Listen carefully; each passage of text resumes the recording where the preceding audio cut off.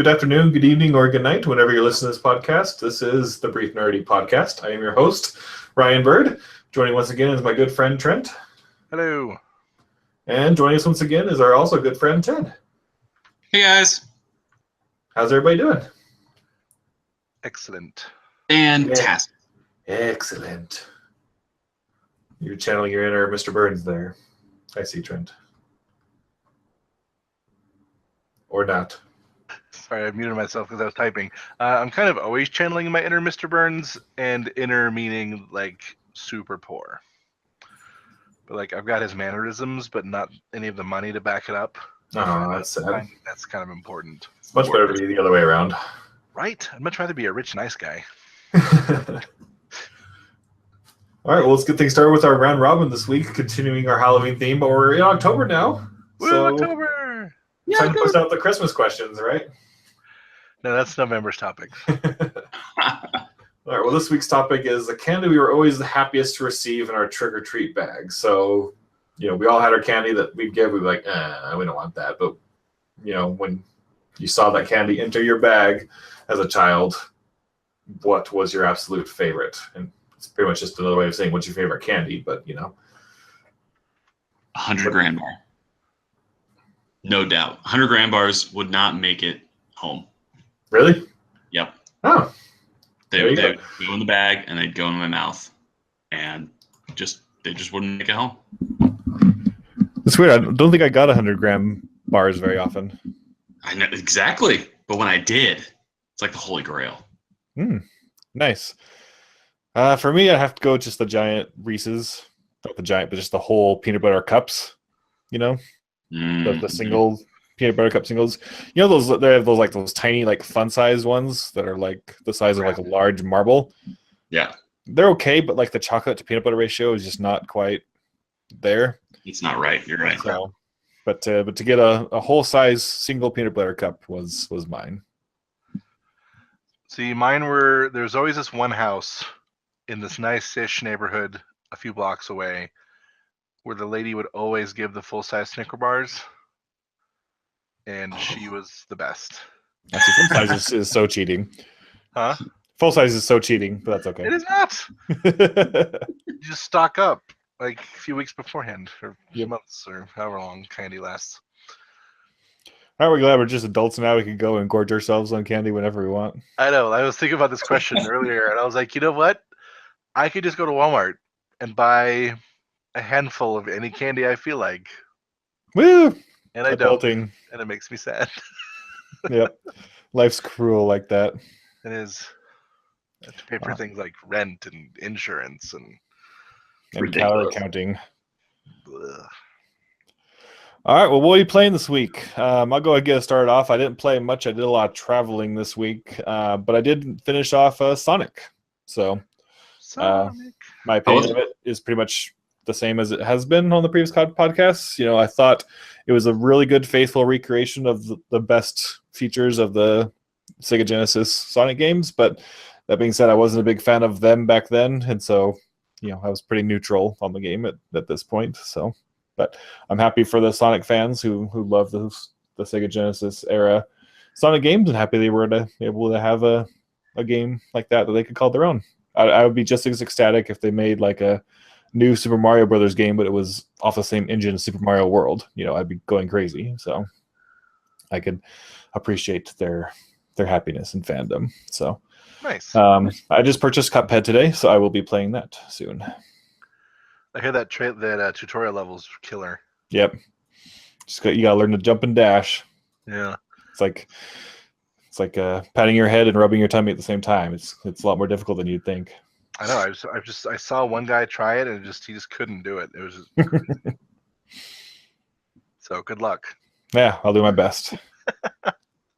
If I complete it, I'll maybe can become a games journalist because I meet that qualification. Does Ted have any idea what we're talking about? It's a joke, Ted. There's this thing went off where this guy who worked at Polygon, he couldn't get through the tutorial, or at least it took him forever to get through the tutorial of Cuphead, even though it was very, very, very simple. He just couldn't grasp it, couldn't jump and dash at the same time to get over this little wall. Okay, thank you. So Sorry about that. Oh, that's okay. That's okay. I appreciate you filling in the listeners who may not be, up to date. that's a good point. But So totally- you're welcome, listeners. Oh, goodness. All right, Trent, what about you? So I'm still playing a lot of Ark and XCOM 2. I'm enjoying that. And then this week I noticed in my Steam downloads that the Star Trek mod for Stellaris had come up with a big update. And so I looked into it, and you can now play as the Borg, which is super exciting.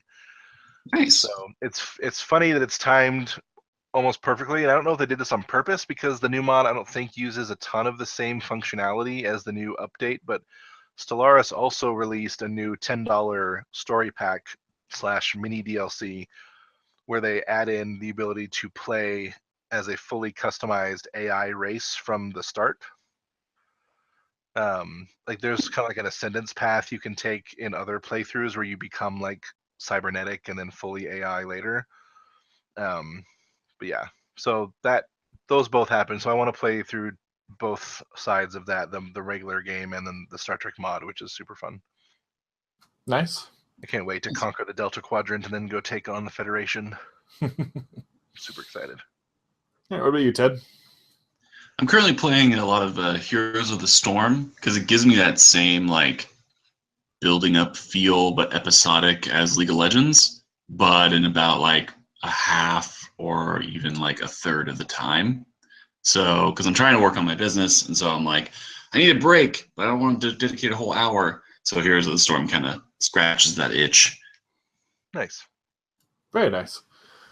So a MOBA that I've never played before, but one that I think I would probably like the most based on descriptions. So yeah, it's really great for teamwork oriented players, but not really great for general MOBA players who like to, carry, because it you level all at the same time, and so your whole team is the same level.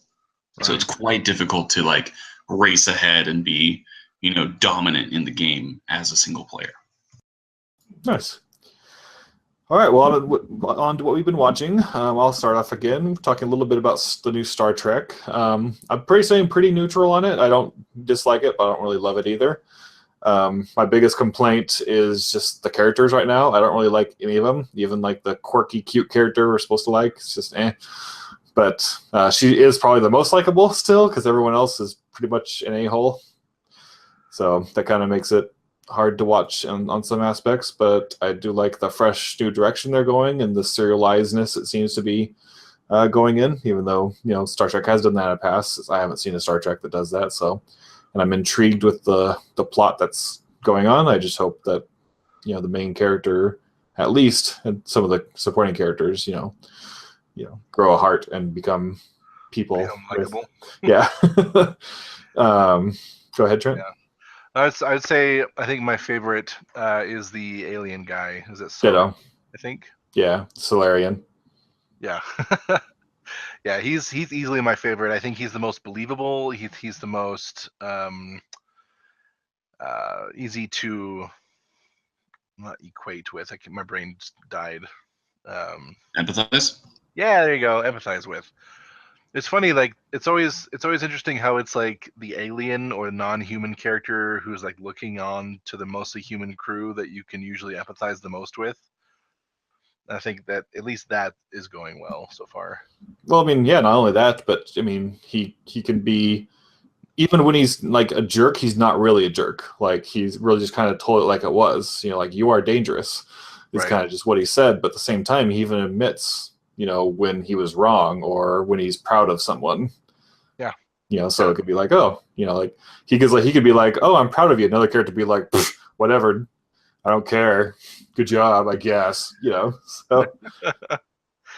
Yeah, everybody else on the ship is super moody and gritty and dark, and I'm nah, this is not gonna work for very long. I get that you guys are in a war, and bad stuff keeps happening, but I don't know.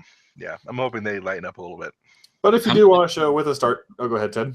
How many episodes are we in? I'm sorry, I'm not up to date. Only 3. 3? Okay. Yeah. And so all 3 episodes have kind of followed this train of dark and gritty kind of how our current movie scene, general scene is. Is that right? I wouldn't go so much in the movie end because I think modern day movies are more happy-go-lucky fun, like the J.J. Abrams movies and Guardians of the Galaxy and such. This seemed like it was a It's definitely not mid 2000s dark, you know. Yeah. Okay. Yeah, it's not like Batman v Superman dark. I'd say it's maybe like Batman Returns dark. That's pretty dang dark. Sure. That's way darker than Batman v Superman. Is it? I don't think Batman Returns is that dark. I mean, he yells at people about drugs. Are we talking about the same Batman? Are you talking about Batman Begins? Begins, yes. There we So go. many Batman movies with a verb next to it, like. Batman, because Batman Returns is like the one with Catwoman and the Penguin. Okay, yeah, that was pretty dark. Sorry, no, the one with the Yeah, first yeah. Marvel- Okay, yeah, I would agree. Batman Begins about Yeah. that level. Yeah. that one, yes. I'm Damn. tired. I could just imagine that black guck spewing out a penguin, and oh yeah, this is dark at all. But there's kitties, so it's okay. That's why I love it so much. Yeah, it seems like a pretty drastic turn for Star Trek, or is that how it's kind of been progressing? I'm not really up to date, so It's a pretty hard departure, but for me, it's I don't know. I don't hate it. It's definitely a different direction because Star Trek is usually about like hopefulness and like, you know, the future where humanity's got it all together and we're not a bunch of like racist a-holes. Yeah, like these prisoners get put up on the ship, and the security officer is like, "Who brought in the garbage?" It's like, oh, okay. Yeah, and they take him to Whoa, the mess. what? They take him to the mess hall and they're like, Starfleet says we have to feed the animals, so here's your dinner. And I'm like, wow, okay, so this is like the transitional period before Starfleet kind of, you know, becomes nice because they even like the human prisoners are like trash talking the Andorians and the Vulcans and stuff, and I'm like, good old humanity. Yeah, do we know the official like place in the chronology that this is supposed to take place? Supposedly it's 20 years before the original series run. Prequel. Yes. Sorry that I'm not. No, you're good. I'm sure a lot of people are curious about this stuff too. And of course, that aspect has a lot of people very upset about the technology that's being utilized. See, that doesn't bother me at all. I think it's a dumb complaint. And You know? like this kind of stuff that like Kirk didn't have. See, I think that's a dumb argument. You know, it's 2017. The original show was made in the 60s. Right. Whatever. Yeah, sci-fi should. I mean, even if you're doing a prequel, and like this used to bother me a little bit when I saw how cool the ship looked for Enterprise. But you know, it's just like your sci-fi should always be a projection of your current into the future. And if they could do what we could do now back in the 60s, they would have done it. So Yeah. I mean, Star Wars did the same thing, and I'm sure, you know, a lot of things do the same thing as well. Just, yeah. it's fine. Get out of valid It's just one of those criticism. things that you kind of glaze over and you just enjoy that there's a new Star Trek on. So that's Yeah. why. So, but if you do want a show that feels exactly like Star Trek, you need to watch the Orville. We've watched it a few times, but I guess. I mean, the past two episodes especially, you know, really call back to the Next Generation, I think, in particular. Yeah. The Orville is definitely a love letter to 1980s Star Trek. Isn't it supposed to be a parody, though? No. And that's the thing that like a lot of people, I think, got like the wrong idea about. Well, I think it was marketed that way because that's how the trailer was like marketed. But it hits some heavy themes and stuff exactly like Star Trek did. It just has a little bit more levity to it. And I think I mentioned in our previous podcast, but it's like if you had Star Trek, but real 21st century people were on the ship. You know, people making dick jokes or, you know, something like that. Yeah, joking about how like they're gonna have to work overtime because of this emergency that just happened, that kind of stuff. So it's funny, but I would say it's more like 80s Star Trek than it is funny. Yeah. I think it's like Star Trek with actual humor that lands. So it's been good. I've really enjoyed it. It's probably my at this point, it is definitely my favorite show of this year. Like the new show for this current new season. It does Star Trek better than Star Trek. So At the moment, it does, yes. Which is not to say that I'm not enjoying Discovery, because I am. But it's new and different, and I want to see where they're going with it still. yep.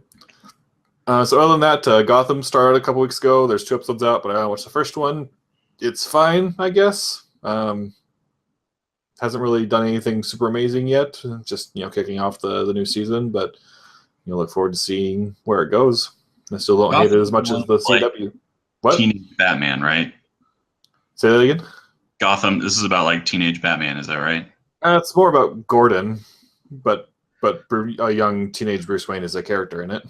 Okay. fair enough. Isn't he, like, I saw the previews. I haven't watched since the beginning of season 1. And I don't know if we want to throw some minor spoiler warnings here real quick, but this was in the promotional material everywhere. So Bruce actually is suiting up now, is that right? He's so far, as of just the pilot, he's just like putting on like not a ski mask, but like a hoodie over his face with holes cut out of it. But like fighting crime and stuff? Yeah. Huh. Is it cool or cringeworthy? Right now, it's cringeworthy. That's too bad. Because I don't think he's had enough training. He's had some training so far, but not nearly adequate enough for me to have probably like a 16-ish year old, 16, 17-ish year old, however old he is now, to be taking on thugs and stuff like that. Especially seeing like super scrawny too. Yeah. Yeah. So we'll see where that goes. But cool. I'm glad you're liking it though. That's good. Yeah. Still better than the CW DC shows. Only thing I want to mention, again, not something I watched, but I did, I did a lot of traveling, so I was able to finish the entirety of the Leia, Princess of Alderaan novel.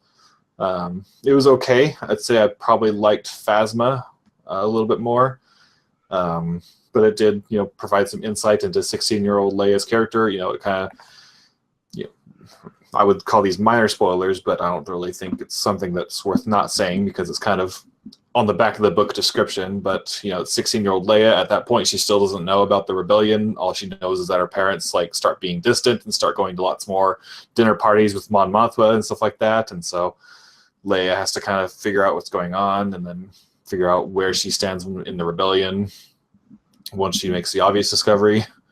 And then there's a romantic interest, teenage interest with her as well, kind of thrown in there.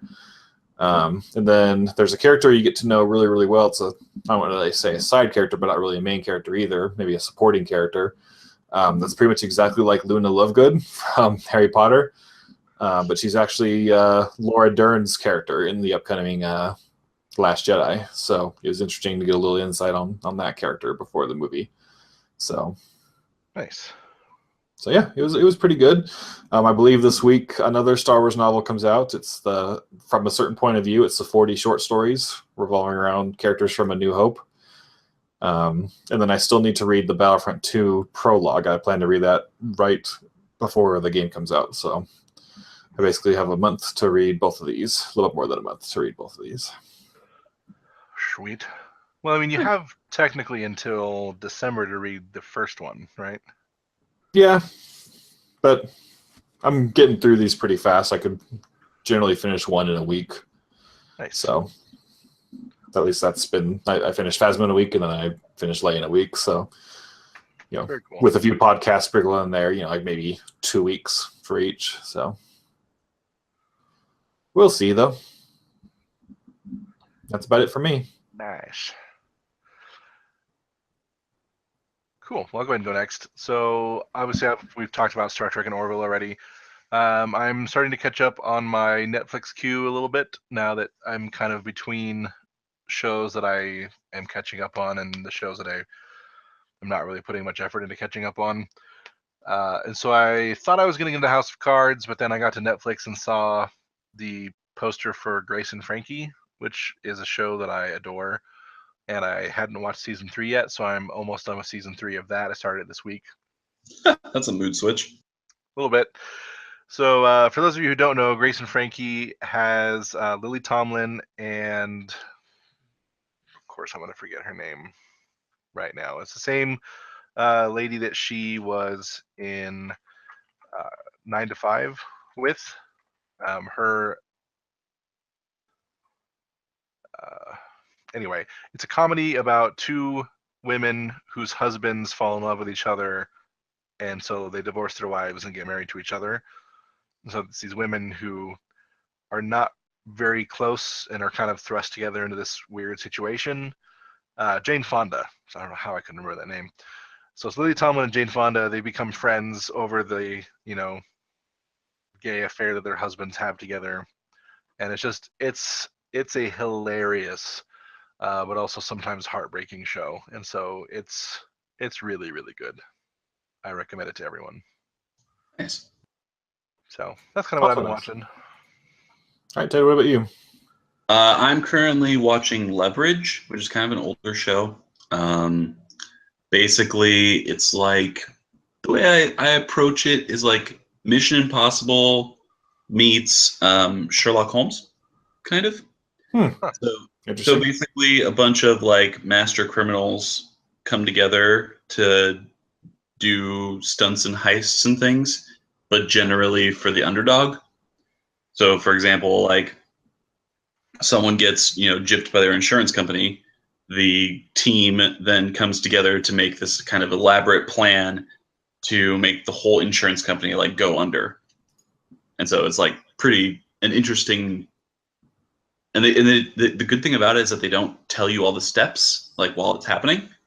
So then there's like a twist at the end. You're like, oh, how'd that happen? And then they kind of go through it piece by piece at the end, kind of reveal all the things that they have to go together. So yeah, it's fun, Cool. lighthearted. There's some character development that like tries to be dark, but really doesn't stick, which is kind of nice. Batman Returns dark, or No, more like there's an alcoholic on the team, and he's like tearing his team apart, and they get back together and tear the team apart, things like that. So yeah, Nice. So is this on Netflix? it is on Netflix. We just finished season 1 last night. There's season 2. I don't know how many seasons there are. My wife recommended it, and we started watching it, and I keep coming back for more. Sweet. So I looked it up for anyone who's curious. Do you want to know how long it goes for? Sure. I don't want to ruin something that you were purposely avoiding. Okay. No, you're not. No.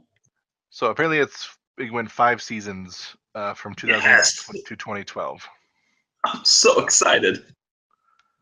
Yes. So yeah, there's that. good feeling when you have a show that you love that goes on for that long. Right, and I mean, this one had something like 12 episodes or so, maybe more. So it's not like they're really short seasons. That's exciting. I'm always like scared to start a brand new series on Netflix, even if it's already done, because I'm like, what if it's? Because on one side, it's like, what if it's terrible, and on the other side, you're like, oh crap, what if it's amazing, and I have like 70 episodes to watch now. So, but yeah, that sounds cool. You sound cool.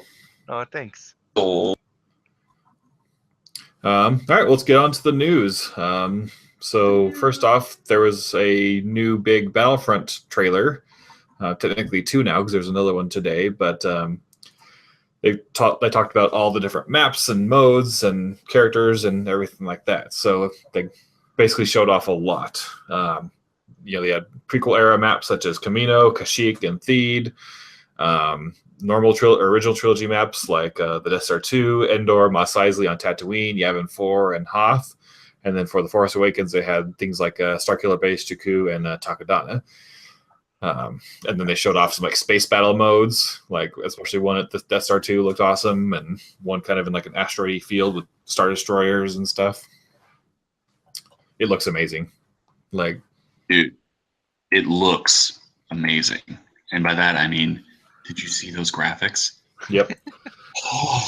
I hope my 980 Ti can still run it at Ultra, or else I'll be very sad. I'm super happy I just upgraded my graphics card. Nice. This is pretty much this and Destiny were the 2 games I was aiming for with my 1070, so I'm excited. Well, the original Battlefront was the reason I did a big upgrade then to the 980 Ti. Ooh, so So- somebody might be getting a 1080 Ti. Is that what I'm hearing? I'm still going to wait Damn. for the next gen, regardless. Okay. I'll just be slightly sad if it doesn't hold up. Oh.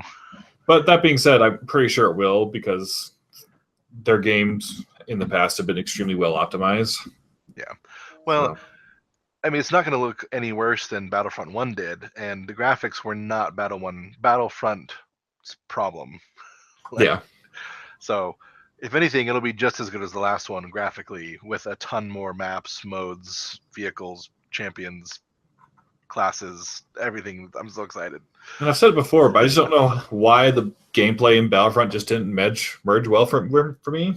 Like, because again, I've said it before, like, I'm really good at Titanfall 2, but like, not to brag, but like, I suck at Battlefront so much. So I just don't know what it is. And so, I don't know. So that took away from some of my enjoyment because, like, if I was like halfway up the list of people did in the match, I was happy in the original Battlefront. So, Yeah. not sure what about it that didn't how the game was made and how it didn't flesh well with how I played or anything like that. But hopefully, it's better for me this time around because then I'll be able to enjoy it more.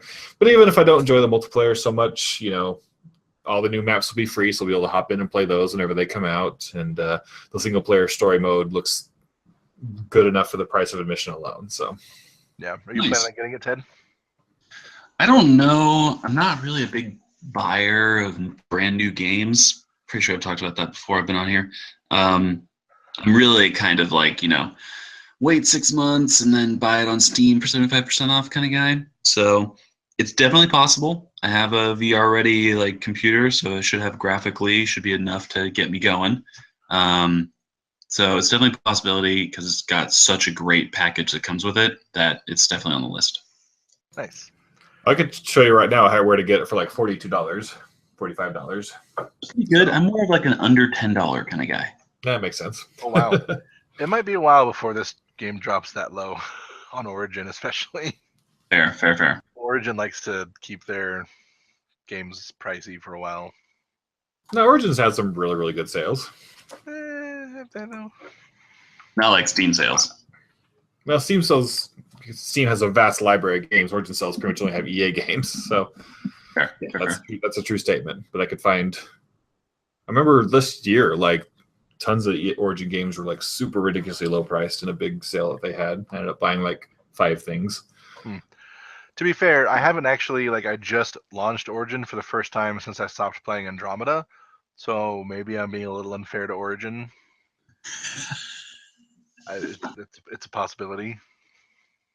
So I pretty much only go there when I have a specific Mass Effect, The Sims, or Battlefront related itch to scratch. That's the only reason to go there because we would buy all the games on Steam if they were on Steam. Pretty much. Do we know what the DLC plan for Battlefront 2 is?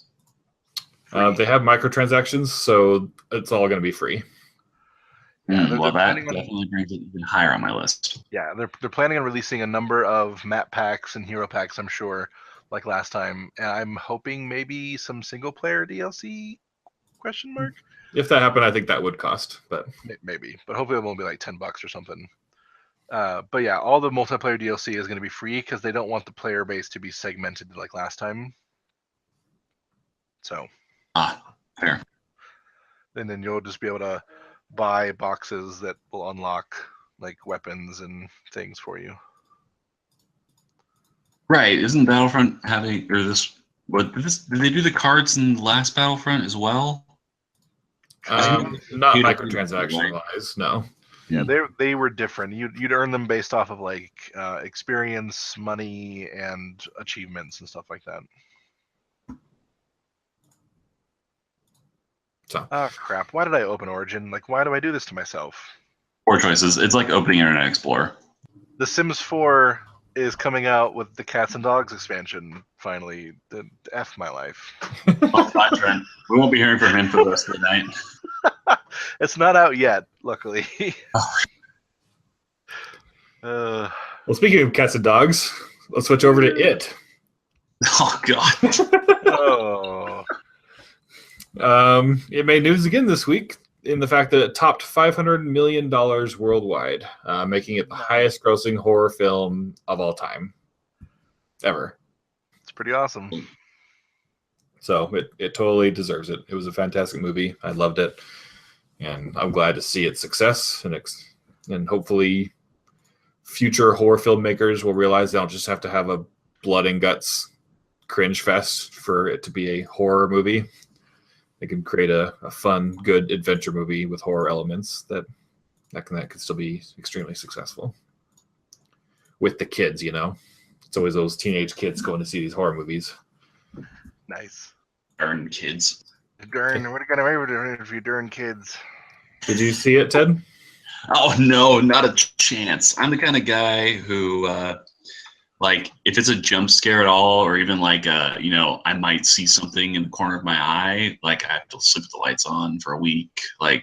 No, I don't really put myself through that. But I appreciate the good review. It's good. So, don't know how you could watch it without the jump scares. So I was like, if you could, I'd be like, oh, try to watch it. No, but that's not going to happen. So. I mourn the loss of you not being able to see that movie, but I'll watch it again for you. Although he's still trying to get me to go see it. So yeah, just make sure all the lights are on, and I told him that if it's 11 o'clock in the morning on a Saturday or Sunday, and then I can go see, Up or something right afterwards, then I'll be. Go play the Sims expansion. There you go. I'll play with the good. Little eye bleach for you. All right, well, speaking of rated R hit movies, let's talk about Terminator 6. God, 6. Yep, Terminator 6. But it gives you a reason to be slightly excited about it.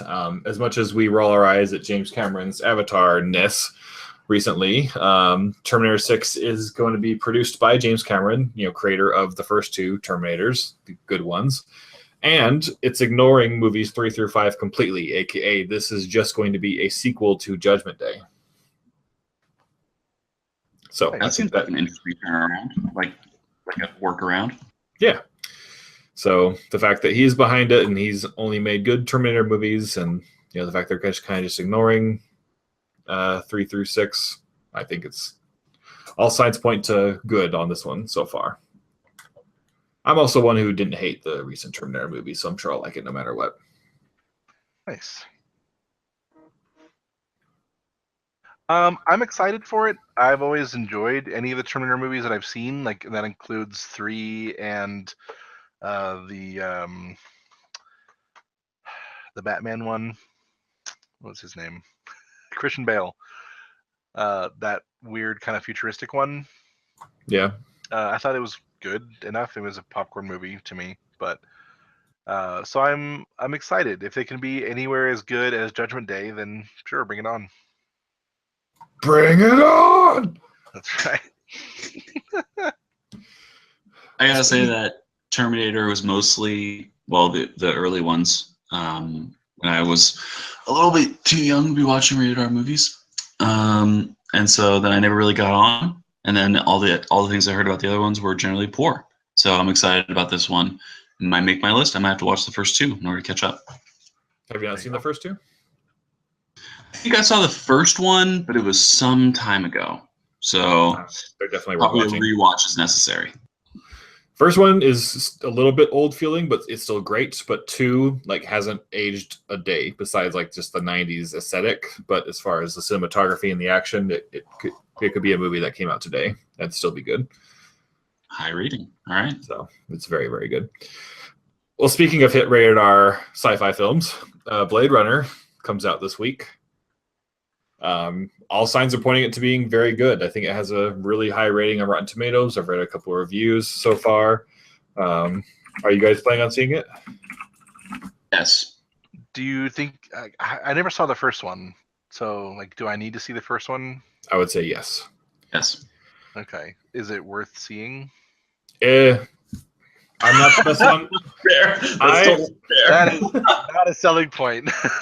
I'm not the best one to ask because I'm not a big fan of the original one, but I will be sci-fi crucified by my fellow sci-fi lovers for even saying that. It's definitely. I plan to watch it again this week in preparation for it. Watch it now a little bit older because I think I watched it in my late teens, early 20s, and I thought it was meh. But maybe I'll appreciate it more as an adult, more adult than last time. but I'm not sure. But all signs point to, yeah, you pretty much need to see the original first. Okay. Ted, did you already give your opinion? Sorry. It's of the first one. I have not. It's definitely a cult film, and so just be aware of that when you watch it. Like Total Recall cult, like campy sci-fi. It's not campy at all. It takes itself very seriously. Do you have anything to compare it to that I might have seen? Is it hard to say? That's a good question. I don't know. It's a cross between like Star Wars and 2001 would be my best quick take on what it's mixed with. There you go with that. It has a little bit more cultural significant elements within it. And deep, thought-provoking questions about humanity and what makes a person and stuff. Okay, so obviously Ryan doesn't like this. I find it very fascinating. So either I'm going to really love it or it's going to be meh, is what I'm hearing. Like I said, you're going off of like a 13-year-old opinion of mine. I need to see it again to see if I could see.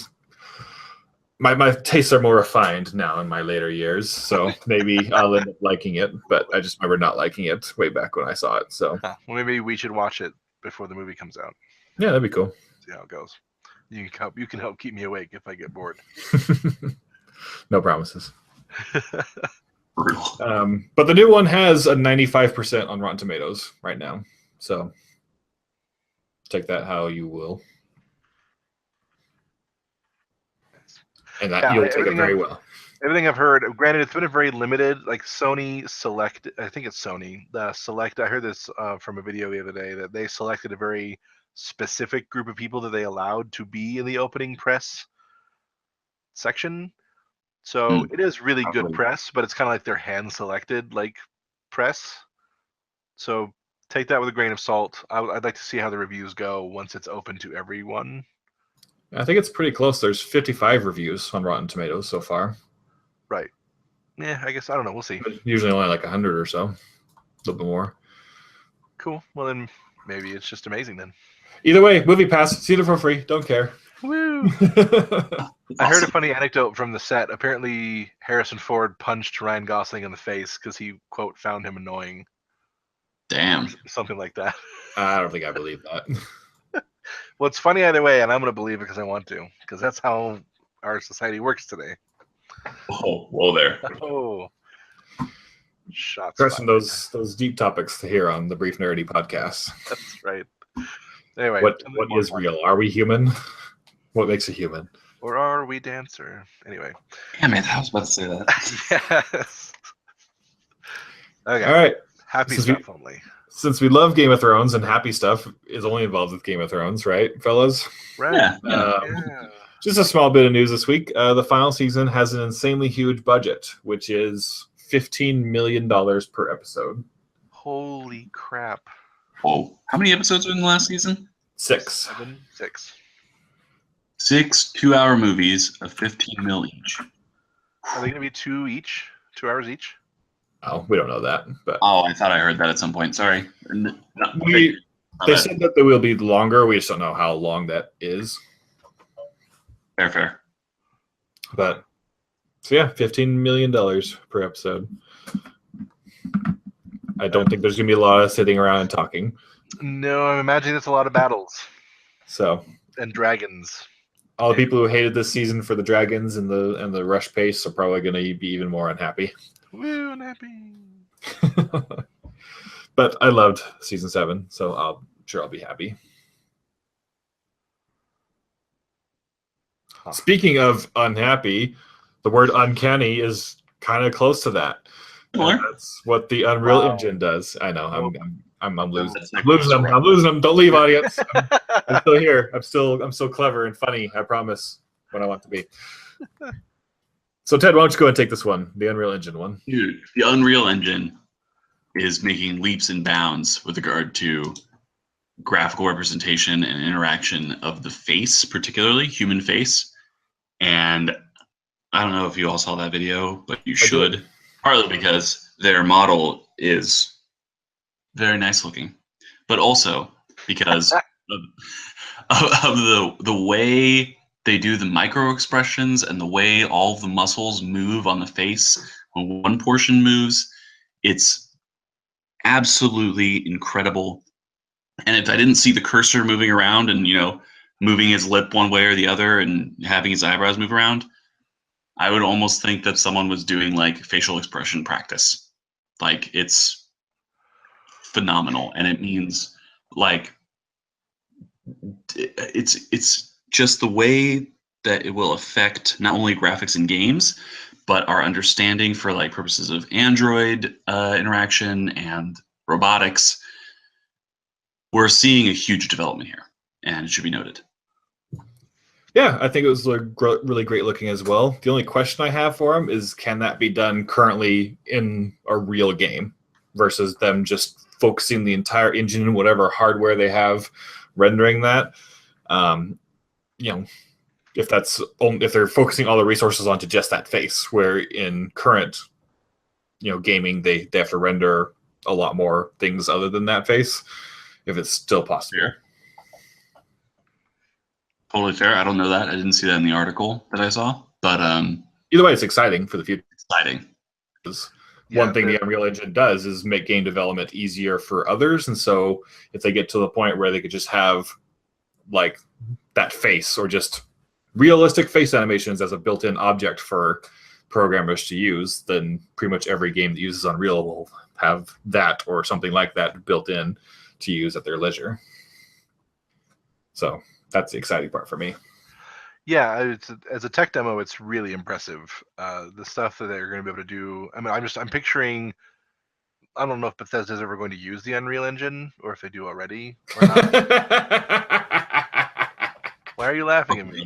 Bethesda using a modern engine for their games. You don't know. They could change in the future, but like I just imagine games, maybe if Bethesda it doesn't do it, but games like Fallout 4 or Skyrim with this kind of engine, like holy crap, that'd be amazing. So it would be, but it won't happen. Shut your whore mouth. Engines are expensive, and Bethesda already has their homemade engine that they use. And it will eventually catch up to this. I mean, this is just proof of concept of course, what everybody will eventually be able to do. The other thing that this can be used for, which we actually saw kind of a preview of this earlier, was in Star Wars. We saw them recreate younger faces or people who have passed as the actors. And I could tell, because I was looking for it, that the face was computer generated. My wife could not. So we're already seeing it used in like not video game engines. So seeing this is just another progression, and the fact that it happened relatively quickly is hopefully going to be extrapolated, and we can see progress quicker. Nice. I concur. I agree. So Trent, why don't you take us on to this next topic here? So do you guys remember that story a few months back, maybe even a year or so, the Elite Dangerous players who started having alien encounters? Yeah. So a little bit later, the story broke that I saw on Kotaku last week, that the aliens have started killing players now rather than just like scanning them and letting them go. And so the players have found out subsequently how to fight back. However, this has led to a huge online and in-universe debate as to whether or not they should be fighting the aliens or leaving them in their own space. And are they only attacking in alien space? I don't know for sure.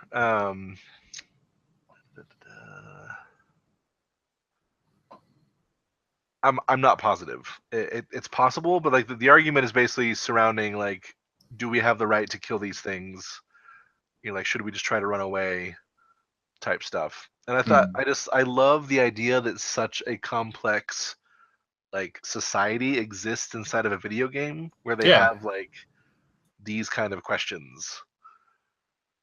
So I think it's really cool. Yeah, it's a really cool thing. What do you guys think? I love how organic it's coming along. Like the developers just doing these little things, and this quote unquote story is changing, over the course of a year or more, and it's creating real theological discussions. Does that sentence even make sense? But yeah, I think it's awesome. It connects beautifully to Blade Runner, because then AI versus humans, and what's morally, how do you treat those people, and just really brings Is Harrison Ford a rapist though? His character. That's the real question. Whoa. Yeah, so here's interesting. It says players have found that when they try to scan the alien ships, they receive a series of strange codes. There's an ongoing effort to decrypt them in the hopes of figuring out how to avoid getting slaughtered by the diabolical space pinwheels, or maybe attempt communication. The strangest encounter, it happened to a player named Nat, who claims that they somehow got a Thargoid ship to shut down, at which point they were able to get in close and observe it. So, yeah. That's crazy. I don't know. The whole thing is super interesting. Like, I really wish that I played this game and had the time to really put into it, because it seems super fun. That is really cool. All right, well, that does it for our topics this week. And you know what that means? When we're done with our topics, we go on to our listener questions. Dun, da, da. Insert theme song here. Da, da, da, da, da, da, da, da. We have a handful of questions from 3 different people today. Trent, why don't you go and kick us off? All right, so the first couple come from my friend Annie O'Flynn. She first wanted to talk about Star Trek Discovery. Is she okay, though? Huh? Is she okay? Sure, Okay, go ahead. Never heard that I before. know. Anyway, so she first wants to talk about Star Trek Discovery. I feel like we kind of did that already earlier. Then she also wanted us to touch on the, quote, adorkable misogyny surrounding the Big Bang Theory. Now, I know that we all watched the video. Did we talk about this on the podcast with TJ? We didn't, and I thought that was funny because TJ brought it up for us to talk about it at some point, but we never got around to it. Right. So there's a really good video going around, and I think if you Google like adorkable misogyny Big Bang Theory, there's a guy who kind of dissects the show and really critiques its, what he calls their adorkable misogyny, and why we accept it and why we shouldn't. And so I know Ryan and I have seen this. I don't know, Ted, have you heard of this? No, I'm looking it up now. Sweet. It's a longer video, so you can't just watch it. Right now we're on the podcast. So it's kind of hard to sum up also, but what are your thoughts on Big Bang Theory in general? I find the show to be odd, because it's like, I appreciate the fact that they're bringing in science and stuff, and then it's just awkward, and so I'm not really an awkward humor kind of person, and so I turn on and I'm like, oh yeah, we're gonna be using science, and I'm like, oh, I can't finish an episode. So that's my general feeling about it. Yeah. So it's the gist of the video that if I was going to try to boil it down into a couple sentences or less, it would be that the nerds in Big Bang Theory, like, so much of the humor derives around the fact that they try to be like, the bros of society, but fail at it because they're nerds, right? But they try to do all the misogynistic things that quote unquote macho men get away with. But we don't hate them because they're doing it. We laugh at them because they're not manly enough to do it. Yeah. But it still makes all of their behavior creepy and inappropriate. Not all of their behavior, but a lot of their behavior. And so it's really interesting, like, just kind of like that discussion about like why we think that's super funny as a society, first off, and why we let people like that get away with it. Did I miss anything, Ryan? No, it's a very good TLD watch of the video. TLD watch. You should go watch. Anyone who's hearing me right now, you should go watch the video and form your own opinion and let us know what you think. I'd love to hear from all of you and what you think about it. Myself personally, I think I both disagree and agree with it. I think the core message that he's saying is true.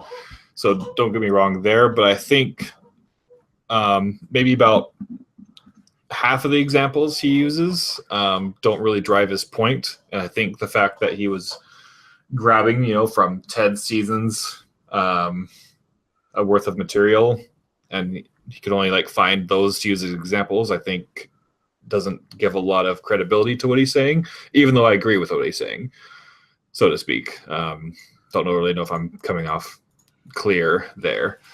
But at the same time, and not to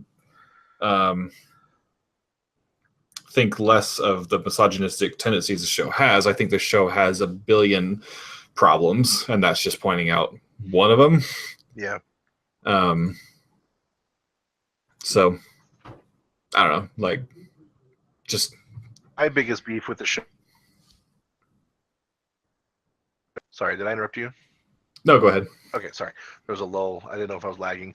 My personal problem has always been that the show, yes, it introduces a bit of nerd culture, but it always seems to somehow make, at least the ones that I've seen, it makes nerd culture the butt of the joke rather than the vehicle of the joke. Yeah. Yes.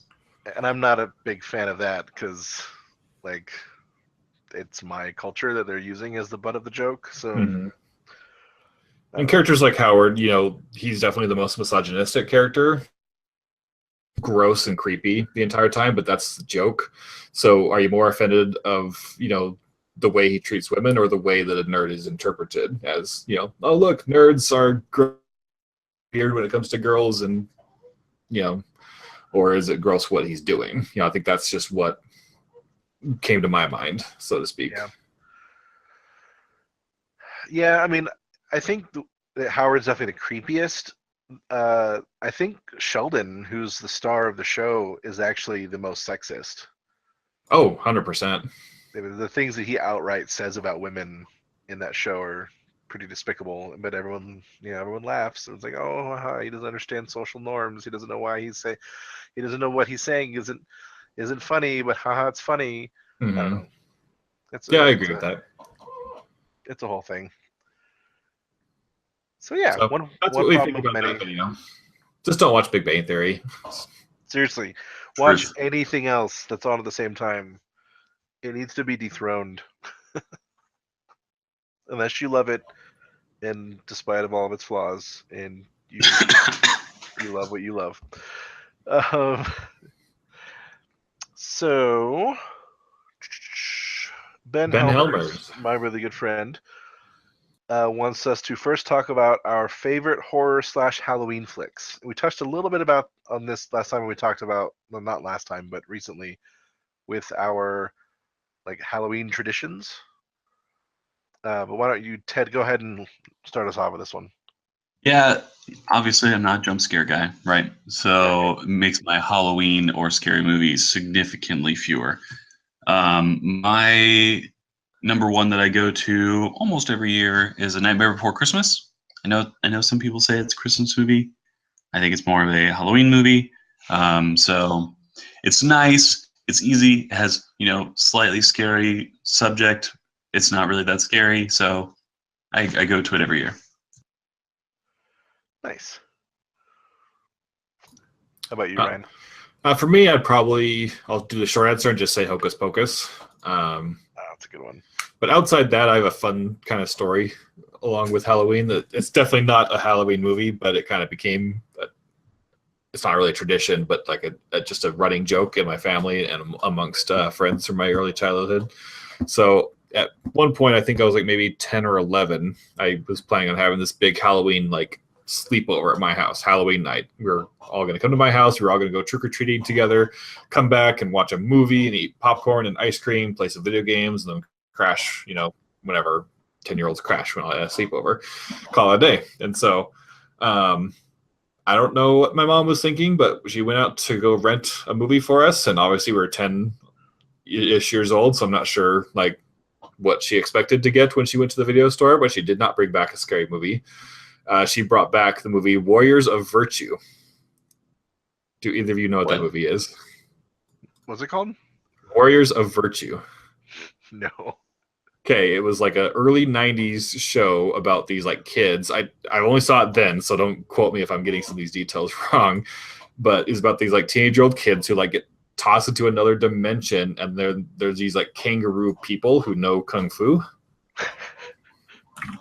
Okay. And yeah, What? so did you Google it? Yeah, I'm on it right now. I'm very confused. I'm just letting you describe it. It's more fun in my head. Yeah. So, so we watched that, but it's needless to say, it's a terrible, terrible movie. I'm sure TJ's listening to this, screaming at me and how it's a wonderful movie for some reason, because it just has that early '90s crappy camp. But no, it was terrible, and my friends like never let me hear the end of it for years. Like they were so excited for like this Halloween party, and Oh, we ended up watching Warriors. It turned into good fun. You know, we just laughed at the movie and how dumb it was the whole time, even as 10-year-olds. And then we played Mario Kart 64 and everything was good. But nice. you know, just every now and then they'd be like, "Hey, remember the scariest movie ever, Warriors of Virtue?" So Nice. So, So yeah. I've said before, my Halloween tradition has become practical magic, hocus pocus, and that's thanks to Ben. And then Zombieland, which is also thanks to Ben. So I try to watch all three of those in the month of October, just for funsies. And Nice. then We recently watched Practical Magic. What draws you to that movie? Pretty much for me, it's Sandra Bullock, but other than that, I wasn't particularly stoked about it. well, Sandra Bullock is one of my favorite actresses ever. And I've always just had kind of a fascination with witchcraft in general. Like I've always loved like the magical character in any show, like so Willow from Buffy, the Charmed show, the Craft. I love that movie growing up. So I've always just kind of loved like witchcraft and just like the themes and the feel and all that stuff. And so I mean, it's definitely kind of a semi-serious, semi-silly rom-com. But with some really good actresses in it. So you didn't like it? Is that what you're saying? Or Yeah, I was either hoping for more magic or more rom-com. And I thought it kind of just was like in between and kind of didn't really do either. And so it was like a weird middle ground for me. Yeah, the theme of the movie is really sisterhood. Sisterhood among friends, sisterhood among your family. Did they have traveling pants? No, there were no pants. Well, I mean, there were pants, but I was about to say, well, that's the movie I need to see.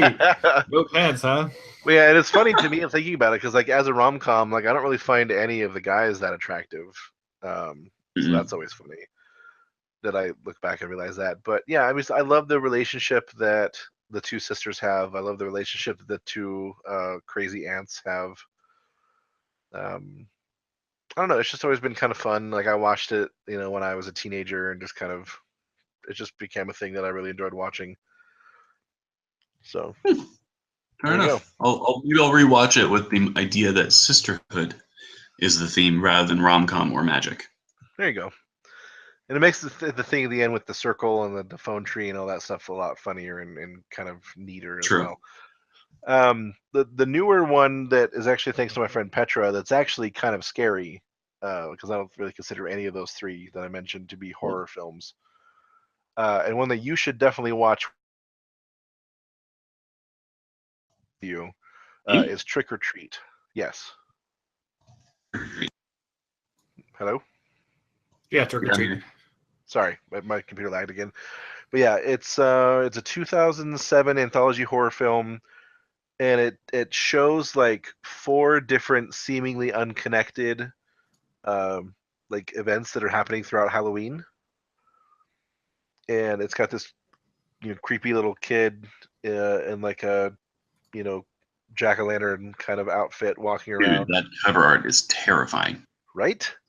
So it's not very jump scare heavy at all.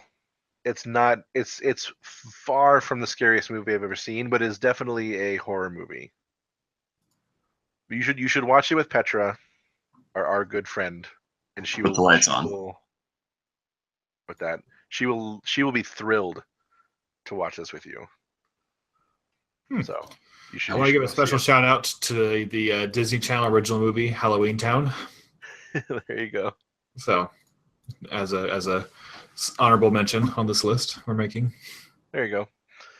So then, our next question from Ben is the favorite Super Nintendo title not included in the classic SNES release that just came out. I'm gonna go with, even though it has Donkey Kong Country on there, I'm gonna go with Donkey Kong Country 2. It was my favorite of all the Donkey Kong Country games.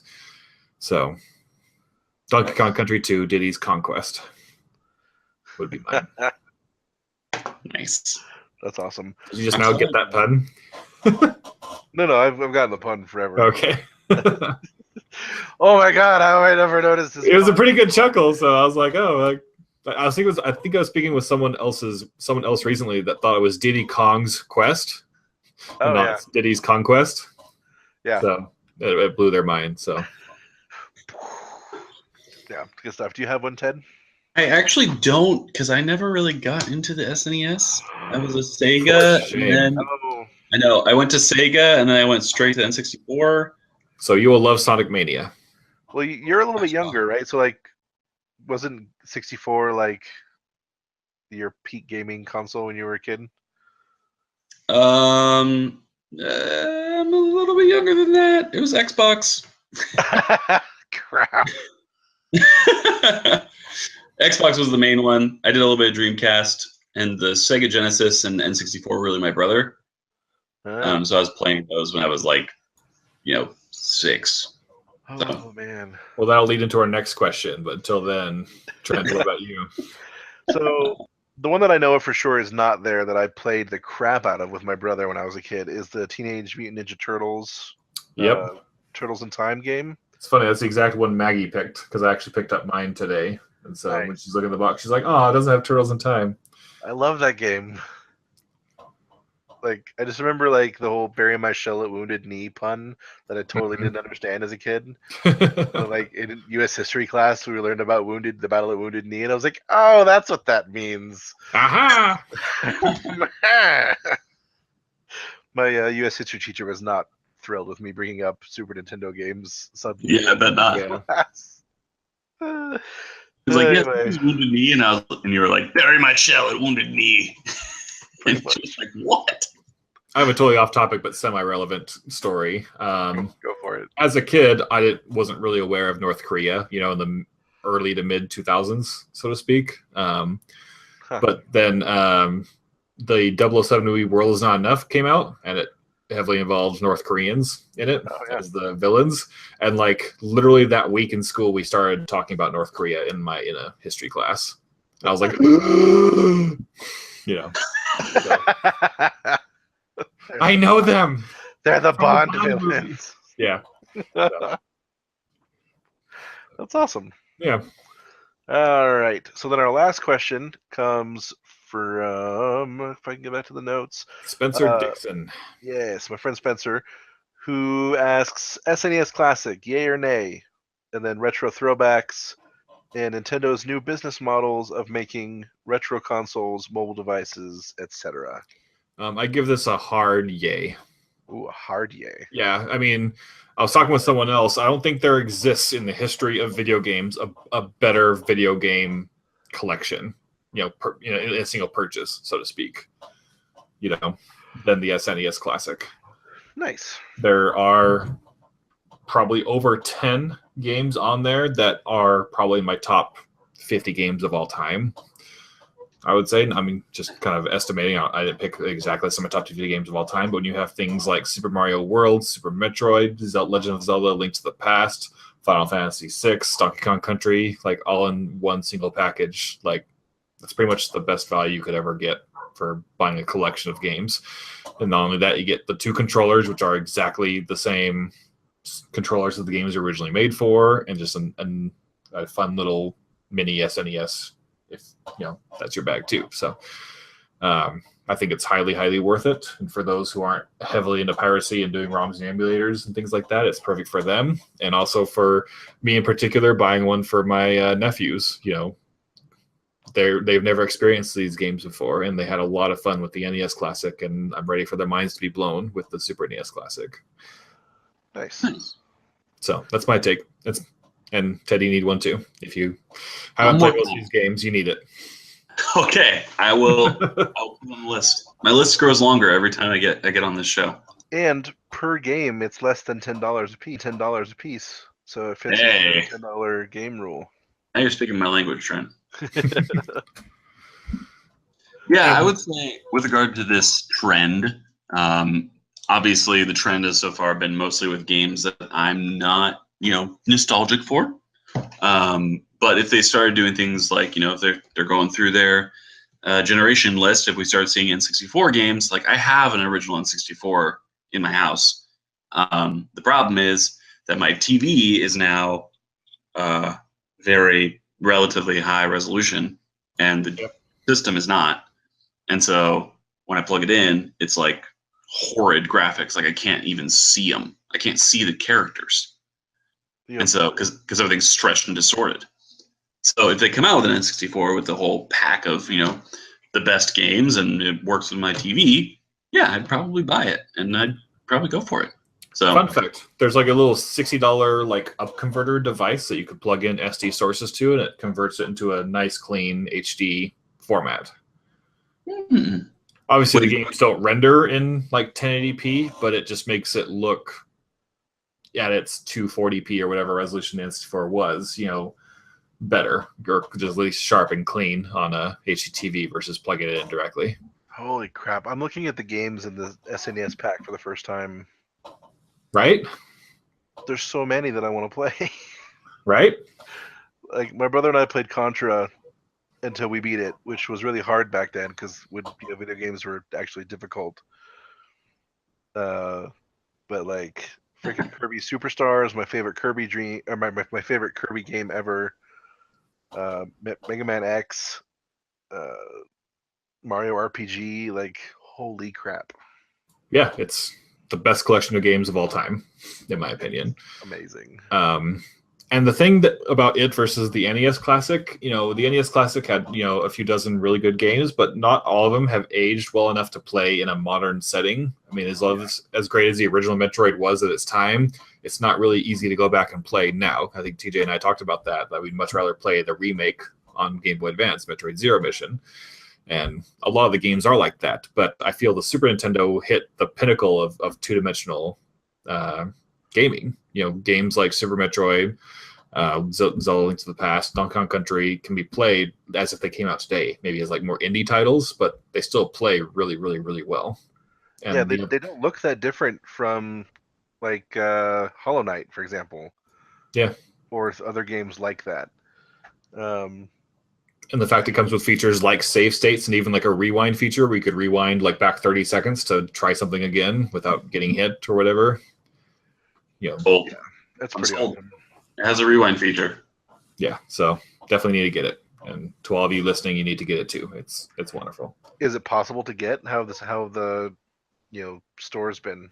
I don't know. I haven't looked because I got mine, so I haven't been paying attention. So cool. Maybe I'll go to Best Buy sometime this week after work. But yeah. So that does it for all of our viewer questions. We want to thank everybody so much for those being submitted. Feel free to always drop by our Facebook page, Twitter, or send us an email at briefnerdity@gmail.com or go to briefnerdity.com to check out everything we're doing. And we'd love to see you guys again next week. Bye, everybody. Thank you. Bye.